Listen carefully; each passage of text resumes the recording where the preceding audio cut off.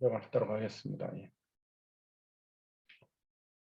오늘은 그 후보댐에 대한 이야기를 여러분들하고 좀 나누려고 합니다. 이 후보댐은 이제 우리가 미국 컨벤션 때 아마 많은 사람들이 들리는 코스이기도 해요. 저 같은 경우는 이제 두 번을 갔더라고요. 2013년도에 이제 가족들 데리고 미국 서부 여행할 때 그때 제가 갔었고, 2017년도 이제 그밴 하나 빌려서 그때는 이제 컨벤션을 가기 위해서 사업자들하고 밴 빌려가지고 들렸던 곳이에요. 그래서 이제 굉장히 익숙한 그런 장소이기도 합니다. 근데 이 후보댐에 대한 이야기를 오늘 왜 꺼내려고 하냐면, 이 후보댐에 얽힌 그 뒷이야기가, 이 후보댐을 건설할 당시에 이 배경이 지금하고 좀 비슷한 그런 사회 환경을 갖고 있기 때문에 아마 우리가 여기서 시사하는 바가 좀 크지 않을까, 연결고리가 좀 있지 않을까, 이런 뜻에서 이 후보댐을 오늘 좀 공부를 하려고 합니다.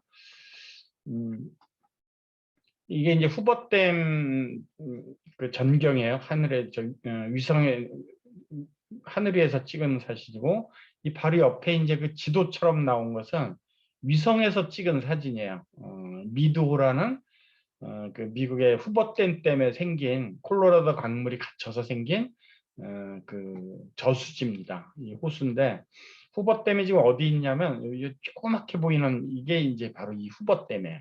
그래서 이 후보댐으로 인해서 이 큰 호수, 이 호수는 미드 호수라고 하는데, 면적이 이제 서울시 크기하고 비슷한 크기라 그래요. 서울시만큼의 크기가 인공호수가 생긴 거죠. 이 후보댐 때문에. 근데 이 후보댐의 역할은 뭐냐면, 요 별표가 이제 그 후보댐이 위치한 자리예요. 네바다주, 아리조나주, 그다음 유타주 이렇게 통해서 내려오는 콜로라도 강을 우리가 흔히 여행 가면 이제 그랜드 캐년 만나죠. 그래서 그 그랜드 캐년에서 바라보면 아주 조그맣게 콜로라도 강이 이제 실처럼 이렇게 보이는 강이 있는데, 그 강물을 가둔 뚝이에요. 댐. 그렇죠? 그래서 이 댐의 역할은 뭐냐면, 이 미 서부 지역, 캘리포니아, 뭐 네바다, 아리조나 이 지역에 물을 공급하고 전력을 공급하는 역할을 합니다.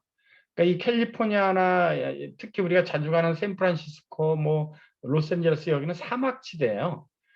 그래서 그 숲이 그렇게 울창할 수가 없거든요. 근데 이제 여러분들 그 잘 눈여겨 보셨겠지만 나무마다 이렇게 물 주는 호수가 다 있습니다. 뭐 캘리포니아, LA 가보면 이게 다 그 후보댐에서 그 송수된 물로 나무를 키우는 거예요. 사막에서 그러니까 물을 키우는 거죠. 그러니까 후보댐이 없다면 미 서부 지역, 캘리포니아, 네바다, 아리조나는 사람이 살 수 없는 지역이라고 해도 과언이 아니에요.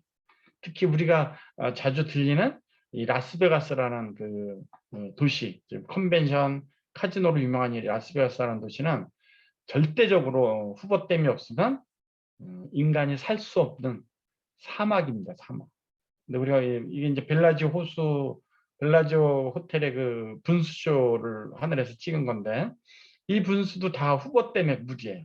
그만큼 이제 굉장히 중요한 역할을 하는 게 후보댐인데, 이게 이제 제가 처음 후보댐에 갔을 때 2013년도더라고요. 사진을 쭉 보니까 가족들 데려갔는데, 이때 가장 인상 깊었던 것은 이 후보댐을 설명하는 가이드가 있는데, 저는 저보다 키가 작은 미국인을 그때 처음 봤거든요. 아주 난쟁이만한 키인데 아주 소울톤으로 아주 명랑한 목소리로 뭐 이 후보댐을 가이드하는 게 이제 만약 자기 천직으로 여기고 굉장히 자신 있게 굉장히 자부심을 갖고 설명하던 것이, 그 열정적으로 설명하던 그 가이드가 문득 떠오르더라고요. 그래서 그 가이드가 생각이 나서 막 사진을 찾았는데 이렇게 귀퉁이에 잠깐 찍힌 게 하나 있더라고요. 지금도 이 열정적인 가이드의 모습이 아주 눈에 선해요. 그래서 그때 제가 받았던 인상이, 저 사람처럼 자신감으로 아주 사소한 일이라도 자신감으로 열정적으로 살면 굉장히 그 인생이 행복하겠다라는 것을 그런 영감을 좀 얻었던 여행이기도 했었습니다. 이 후보 댐은 이 후보 대통령의 이름을 따서 이제 명명이 된 댐인데, 그러니까 미국 31대 대통령 후보 대통령이 자기가 상무장관 시절부터 계획을 했었던 거예요. 미 서부 지역을 안정적인 전력과 안정적인 수자원을 공급하려면 콜로라도에 댐을 만들어야 되겠다. 그래서 본인이 이제 대통령 되면서 이런 설계도를 갖고 각 주의 이권을 설득해 가면서 이제 댐 착공을 시작합니다. 근데 이제 이 재임 기간 동안에 경제공황이 1929년도에 미국 경제공황이 오면서 주가 폭락 사태. 그래서 미국이 굉장히 혼란에 빠집니다. 갑자기 이제 주가가 폭락하고 은행이 파산하고, 그래서 은행에 자기 예금 찾으려고 줄지어서 막 사람들이 서 있는 모습이에요. 이 옆에는 실업자가 너무 많다 보니까 생계가 곤란한 실업자를 위해서 무료급식소를 운영했었거든요. 여기 써 있죠. 프리, 커피 프리, 도넛 프리. 무료급식소에 줄을 서서 식량을 배급받으려는 사람들의 모습이에요. 그다음에 길거리는 이렇게 실업자들, 일을 구하는 사람으로. 그래서 이 미국의 경제공황을 시작으로 해서 전 세계가 공황에 빠집니다. 그러면서 새로운 대통령이 이제 나타나요. 그러니까 이 루즈벨트 대통령이 이제 그 후보 대통령을 제치고 새로운 대통령으로 이제 그 정권을 잡게 되는데, 이 루즈벨트 대통령이 어떤 캐치프레이즈를 걸었냐면 잊혀진 사람들을 위한 뉴딜을 하겠다. 여기서 잊혀진 사람들은 일반 서민들을 뜻합니다. 그래서 이 캐치프레이즈로 대통령이 당선이 됐는데, 그러면서 이제 뉴딜 정책을 써요. 이 모든 그런 민주주의 체제로 이 기업 경영이나 사회 전반적인 체제를 기업에게다가 의존을 했더니 잘 안 된다는 얘기예요. 그래서 국가가 개입을 해야 되겠다. 그래서 국가 공공사업을 전개를 합니다. 일자리를 막 만들어내는 거죠. 강제적으로. 그래서 일자리를 창출해서 실업률을 떨어뜨리고, 그러면 실업률이 떨어지면 소비가 증대돼서 그 소비가 활성화되면서 곧 결국은 기업도 잘 될 것이다. 그래서 정부가 개입을 해야 되겠다. 이게 바로 뉴딜 정책입니다. 그래서 이 뉴딜 시스템을 갖고 정권을 잡으면서 미국 경제를 이제 재건하기 시작하는데, 그 상징적인 것이 바로 후보댐이에요. 그래서 이 후보댐이 생기면서 많은 인력들이 여기에 이제 투입이 됩니다. 그러니까 뭐 각 도시, 로스앤젤레스, 샌프란시스코에서 그 실업자가 됐던, 뭐 뉴욕의 실업자가 됐던 사람들이 이 대규모 공사가 여기서 서부 지역에서 일어나게 되니까 서부 지역 가면 일이 있는 거예요. 이런 뭐 후보댐이라든지. 그래서 수만 명이 달라붙어서 후보댐을 공사를 합니다. 그래서 무려 5년을 또 공기를 단축해요. 그래서 공기를 단축하는 것은 뭐 특별한 그런 공법도 적용이 되기도 했지만 워낙 많은 사람들을 고용을 하는 거예요. 국가에서. 그래서 국가에서 이제 이런 노동자들을 공급을 해서 결국은 이제 뉴딜 정책으로 이제 경제가 회생되기 시작합니다. 그래서 우리가 미국을 가면, 특히 미국 컨벤션에 가면 이제 그 유타를 비롯한 글랜드 캐년, 뭐 레드 캐년, 브라이스 캐년, 그 유적지를 가는 도로들이 있어요. 뭐 모뉴멘트 밸리. 이때 도로를 깔았던 것이 이 뉴딜 정책이에요. 이 도로를 깔기 위해서 국가에서 굉장히 많은 국민들을 노동자로 고용을 한 거예요. 그래서 많은 실업률이 이제 해소가 되면서 결국은 자본주의를 수정한 거죠. 기업한테만 전적으로 의존했더니 이렇게 경제 대공황이 온 거예요, 갑자기. 그래서 정부가 끼어들어야 되겠다. 일부는. 그게 바로 수정 자본주의입니다. 그래서 이 케인즈, 영국의 경제학자 케인즈가 이뤄낸 이론이 이 수정 자본주의하고 비슷해요. 정부가 어느 정도 개입을 해줘야 이 경제가 공황을 안 맞고 이런 폭락 없이 간다라는 그런 수정자본주의가 이제 대두가 되기 시작하고 실용화가 되기 시작합니다. 그래서 기업 입장에서는 이제 많은 사람들을 감원을 해도 실업자를 양산을 시켜도 정부에서 그 실업자들을 고용하는 정부 기간 산업을 많이 이렇게 만드니까 도로 깔고 댐 건설하고 그러다 보니까 실업률이 이제 줄어든 거죠. 그러니까 직장이 있는 사람들 물론 정부의 의지적인 그런 뉴딜 정책에서 직장이 생긴 거지만 임시적인 직장이 생긴 거지만 이제 소득이 생기니까 소비가 일어나는 거예요. 그럼 기업 입장에서는 인력을 감원을 해서 인건비가 안 들어서 기업이 생존할 수 있는 바탕이 준비가 됐고 그다음에 이런 대규모 공사에 종사했던 국민들이 소득이 생기면서 그 소비가 일어나니까 기업은 또 소비가 늘어나면서 기업이 생존하게 된 거예요. 그래서 이 미국 기업들이 이 뉴딜 정책에서 생존을 하면서 곧바로 이어서 어떤 걸 맞냐면 2차 세계대전을 맞습니다. 어마어마한 군수물자가 필요하게 됐잖아요. 근데 미국은 처음에 전쟁에 참여를 안 했었어요. 군수물자만 공급을 했었어요. 군수물자만. 미국 국민들은 군수물자조차도 공급하는 것을 반대했던 국민들도 있습니다. 왜냐하면 이러다가 우리도 전쟁에 휩싸인다. 근데 루즈벨트 대통령이 그 히틀러에게 당하게 할 수는 없지 않느냐. 우리는 어차피 같은 민족, 영어권 사람들인데 그래서 군수물자를 공급할 수 있는 그런 나라가 된다. 결국은 이제 뭐 2차 세계대전에 주 참전국으로 미국도 일본의 그 침공에 의해서 하와이 침공 때문에 결국은 이제 참여를 하지만 근데 이렇게 2차 대전을 연합군이 승리할 수 있었던 것도 뭐냐면 미국 기업들이 이 뉴딜 정책으로 살아남았었기 때문에 그 기업들이 살아남았었기 때문에 이 군수물자 공급이 가능했었던 거예요. 그래서 이 뉴딜 정책은 미국의 경제공황을 타개하기 위한 이렇게 정부가 개입한 그런 기간산업 발전의 소득 주도 산업으로 끝나는 게 아니고 이 세계 역사의 연결고리를 해서 2차 세계대전 연합군이 승리를 할 수 있었던 기초가 됐었던 또 사건이기도 합니다. 만약에 미국 기업들이 1929년 경제공황 때 다 망했다면 아마 2차 세계대전 히틀러가 전 세계를 전제 정권으로 최초의 세계 통일국가, 히틀러 통일국가가 생겼을 수도 있는 그런 시나리오입니다, 사실은. 근데 이 뉴딜 정책으로 이제 극복이 됐었고요. 역사가 이렇게 이제 연결고리가 생기게 됐고, 그래서 루즈벨트 대통령은 4번 대통령을 역임합니다. 그래서 미국을 부흥시킨 최장수 대통령이 지금 이제 미국 대통령이 중임제 딱 만화에 2번뿐이 못하는 걸로 법이 바뀌었는데 이때는 얼마든지 할 수 있었거든요. 그래서 4번 대통령을 한 최장수 대통령으로 유명해요. 그다음에 미국을 부흥시킨 대통령으로 유명합니다.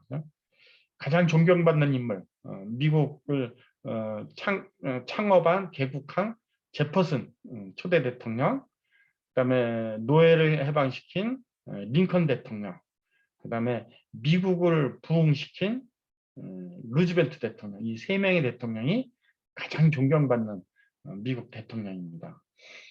네, 그래서 지금은 미국을 패권 국가라 그래요. 미국 달러가 지금 기축통화입니다. 세계 어디를 가도 미국 달러는 돈 역할을 해요.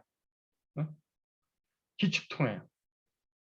그러니까 세계를 꽉 움켜쥐고 있는 패권 국가가 바로 미국입니다. 이게 이제 루즈벨트 대통령 때 기초가 생겼던 거예요. 그냥 좀 극단적으로 얘기하면 후보댐 때문에 지금의 미국이 패권 국가가 된 겁니다. 그렇죠? 미국의 역할에 자산 가치를 보면 뭐 유럽 전 나라를 수십 개 나라를 합친 것보다도 거의 더블 베이스. 아시아를 전체 합친 것보다도 거의 뭐 5배 정도의 크기를 갖고 있어요. 미국 혼자서. 이게 후보댐으로부터 시작된 미국의 패권입니다. 근데 이 루즈벨트 대통령은 소통을 잘했어요. 국민들하고. 이때는 뭐 카톡, 뭐 SNS가 없던 시절이거든요. 라디오가 유일한 소통이었어요. 국민들하고의 소통. 그래서 주기적으로 국민들하고 국민들에게 이제 그 용기를 주는 메시지를 직접 소통을 한 거예요. 그러니까 아마 지금의 SNS를 통해서 뭐 문재인 대통령이 지금 대통령이지만 뭐 카톡, SNS 이런 데 자주 나타나는 걸 제가 보거든요. 아마 그런 거하고 유사하다고 생각하면 돼요. 국민하고 소통을 굉장히 중시 여겼어요. 그래서 파이어사이드 채트라 그래서 난로가 미국 그 난로가에서 라디오를 통해서 대통령이 주는 메시지를 듣는, 그래서 국민을 리딩하는 역할을 굉장히 부지런히 했었던 대통령입니다. 네. 근데 이제 본인도 나이 40대, 그러니까 대통령으로 뽑히기 전이죠. 정치인을 하고 있는데 나이 40대 소아마비를 알아요. 이거 갑자기 여러분 상상을 한번 해보세요. 사회생활하는 40대 가정을 갖고 있는 가장인데 갑자기 소아마비로 잘 걷질 못하게 된 거예요. 하반신 마비를 겪게 됐어요. 그 어려움을 이겨낸 대통령, 본인 개인도. 그래서 낙관적이고 용감한 마음을 본인이 인생에서 적용을 해서 인생을 승리로 만든 개인사도 갖고 있는 대통령이기도 합니다. 그러다 보니까 미국 국민들하고 라디오 방송을 통해서 소통을 주기적으로 하다 보니까 루즈벨트 대통령이 남긴 명언이 참 많아요. 뭐 왜 안 그러겠어요? 국민들하고 이렇게 자주 소통을 하다 보니까 국민들에게 용기를 주는 메시지를 방송하다 보니까 좋은 얘기를 많이 하게 되겠죠. 그래서 명언이 많은 대통령으로도 유명합니다. 몇 가지 명언을 이제 한번 훑고 넘어가면, 뭐 스스로 일을 처리하려면 당신의 머리를 사용하고 다른 사람을 움직이려면 당신의 마음을 사용해라. 그죠? 아마 뉴스킨 사업을 하는 우리들 입장에서는 굉장히 귀감이 되는 어느 한 구석을 딱 지적하는, 때리는 그런 명언이기도 합니다. 무엇을 하든 주의 깊게 하라. 그리고 목표를 바라보라. 성공한 사람은 천재가 아니다. 평범한 자질을 가지고 있었을 뿐이다. 그러나 그 평범함을 비범하게 발전시킨 사람이다. 그러니까 국민들에게 이 메시지로 부단히 이제 용기를 주는 거예요. 왜냐하면 이 경제공황에 시달리는 그런 실업률에 시달리는, 가난에 시달리는, 미래가 불투명해서 시달리는 국민들에게 끊임없이 용기를 준 거죠. 희망찬 미래란 자신의 꿈의 아름다움과 고귀한 가치를 느끼는 사람들의 것이다. 계속 국민들에게 희망을 주는 메시지. 네, 두려워할 것도 없다. 그러니까 많은 사람들이 미래가 불투명하니까 지금 뭐 실업자 상태인데 굉장히 불안할 거 아니에요. 두려워할 거 아무것도 없다. 미래를 두려워하는 그 자체가 두려움이다.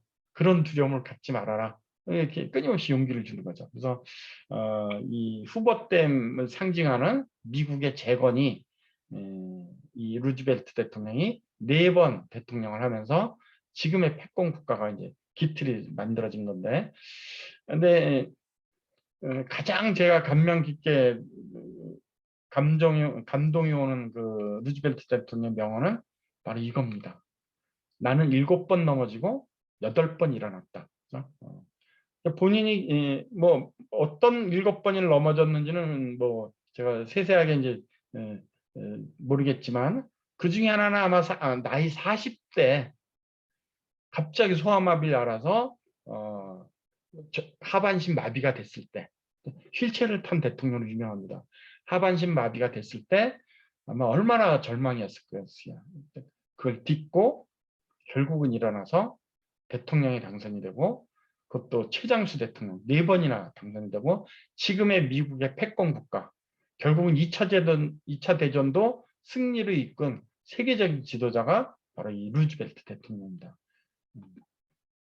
그래서 2차 세계대전을 끝낸 그 영국의 처칠, 미국의 루즈벨트 대통령, 이게 영국에 가면은 이렇게 동상으로 처칠 수상과 루즈벨트 대통령이 한담하는 장면에 이렇게 동상이 있어요. 그래서 이들은 자주 만났습니다. 왜? 2차 세계대전 전쟁 중에도 자주 만났고, 왜냐하면 히틀러를 꺾어야 되니까. 근데 2차 대전이 끝나고 세계를 재편할 때도 자주 만났어요. 그래서 아마 그 교감이 많은 공통분모가 많을 텐데 이 처칠 수상이 남긴 또 명언 있죠. Never, never, never give up. 포기하지 마라. 절대 절대 절대 포기하지 마라. 그죠? 아마 그 루즈벨트 대통령 나는 7번 넘어지고 8번 일어났다라는 그 명언하고 일맥상통한 이 두 사람이 자주 만나고 또 비슷한 사고방식의 삶을 갖고 있었기 때문에 아마 이런 비슷한 명언이 나오지 않았나 싶습니다. 그래서 우리 뉴스킨 사업을 하는 우리들에게 지금의 나에게 가장 전달할 수 있는 가장 강한 메시지가 아마 이 두 대통령의 메시지가 아닌가 싶습니다.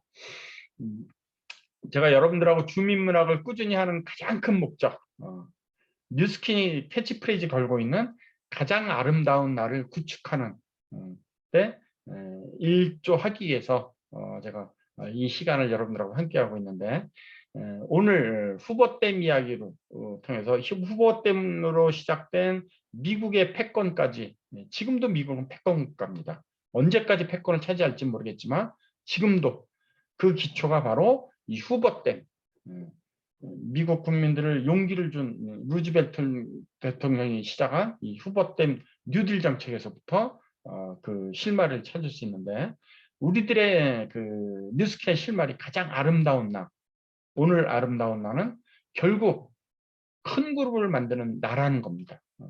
그 과정이 각자 다 틀릴 거예요. 우여곡절.